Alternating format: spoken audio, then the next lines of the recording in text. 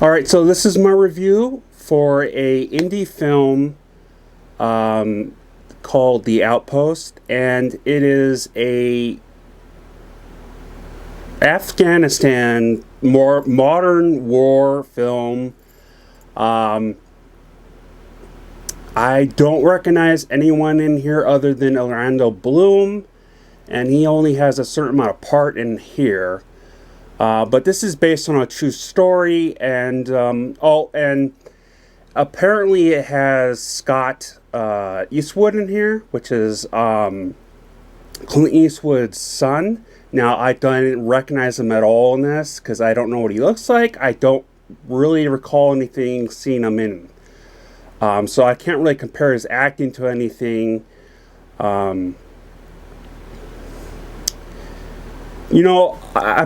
said this before, and I don't know how long ago. It was probably a while back, probably last year. I'm not really into modern wars.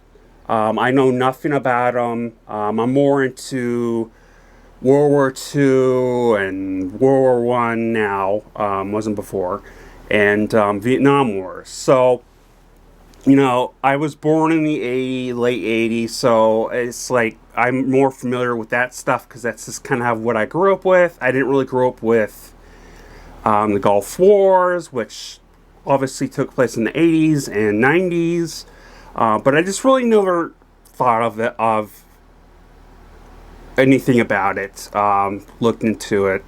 Just not interested me. I'm kind of an old school person when it comes to the war, so that's just me and my childhood.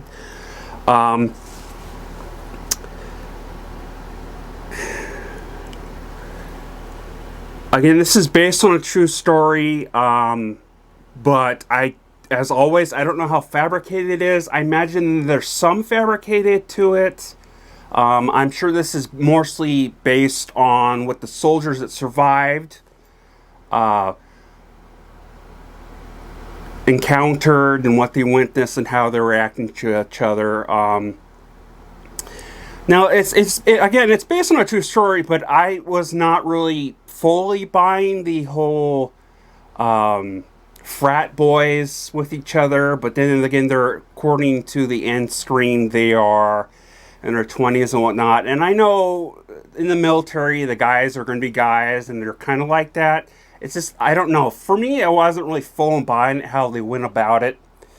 There was a guy who was just waving his a mortar round as his dick at one point, and that's just a lot of other stuff.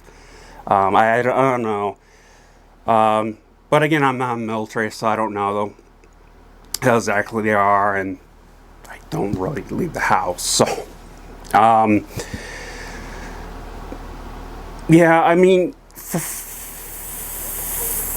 For the first half of the movie, it was longer than it felt. It felt longer than it was. It was like an hour and 9 minutes. And I thought the movie was almost over by then because they really stretched out the whole story of how they were towards each other and the beefs and the whole killing off commanders and the constant, not constant, but them nonstop, this randomly the Taliban shooting at them and stuff, and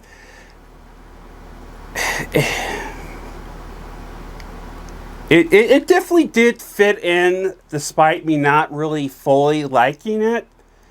It definitely fit towards the story towards later on. Honestly, I didn't really feel for the characters in here because it just, to me, I couldn't really recognize with them because I didn't really know the actors, and I didn't know it was all new to me when it comes to new actors, and there's all of them, all that.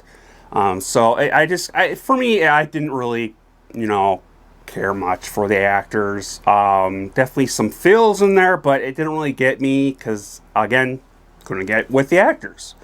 But that's not saying that they're bad at acting. I thought they did a very good job for an indie film, and the special effects were definitely Some spots in there they're a little bit sloppy, but I definitely would say, for the most part, they're good.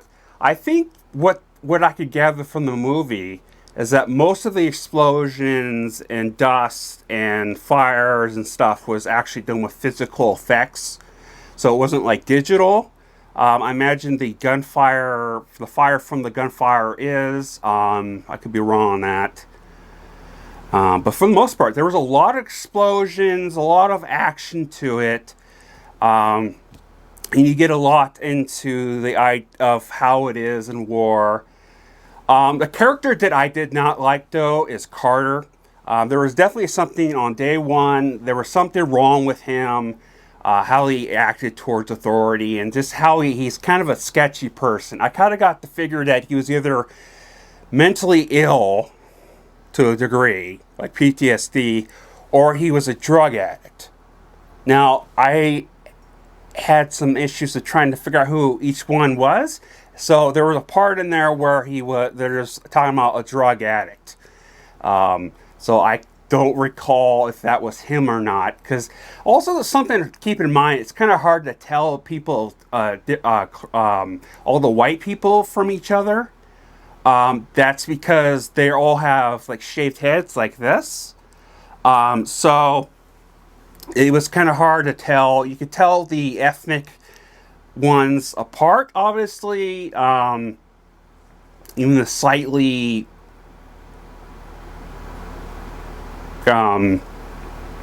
white ones. There was a guy that was just put in there. He was a commanding officer. He's supposed to be with the Pakistani government or something. He was not. I can tell you right now, that dude was whiter than hell. That dude was not Pakistani. If you know anything about the Middle East, most of them have some sort of brown tint. This dude was whiter than hell. And you could tell also by his face fur. But it's not really a big deal. I don't really care necessarily about that stuff anymore, so it wasn't a big deal.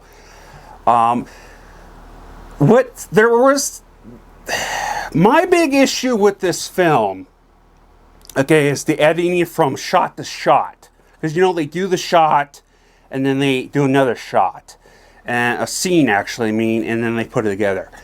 It felt sloppy from the transition to each, and there was a lot of where they went from one scene, and then it was just like a pure black scene with the audio in the background. I don't know why they did that. It felt really bad editing on that part, but there was definitely some good editing in some parts. Another thing that I didn't understand is when they were in the helicopter towards the end, they showed the actors and then they put the names and then they put what medals they got, right? But then later on they do the same thing, but they actually show the actor and then they show the actual person. Which I didn't understand why they did the one in the helicopter. It kind of seems pointless at that point. If they're just going to do the better one. At that point, I was kind of wondering if they were going to even show the people at the bottom. And I was going to put in my review that I felt a little that it was a bit disrespectful. But I'm not going to say that because they added the thing at the end. But why they did in the first time, I don't know. This felt odd. And they had, at the very end, they had the guy in therapy and stuff. And it's like, I don't know. I felt like that was a filler towards the end. They could have just left it at one point. Just the war ending and whatnot as they're leaving. But overall, I did enjoy the movie. I'm definitely not feeling well, so I had some issues focusing on it, and that, I will admit, affects my thoughts on it. But for an indie film, I was actually pretty impressed. Will I be looking into more of these Iraq, modern wars, and Gulf Wars and Iran wars? No. If there's any that actually piques my interest on a special level, I will check them out. But overall, I give this movie 4 out of 5 stars. Let me know in the comments below if you've seen this movie, what's your thoughts on it. Please like and subscribe, and please hit the bell icon, and I will try my best to put out a movie tomorrow. So far, everything's going well than it has been the past month and 2 weeks, so hopefully here's praying that it keeps going that way and gets way better. Have a nice day, everyone, and skål.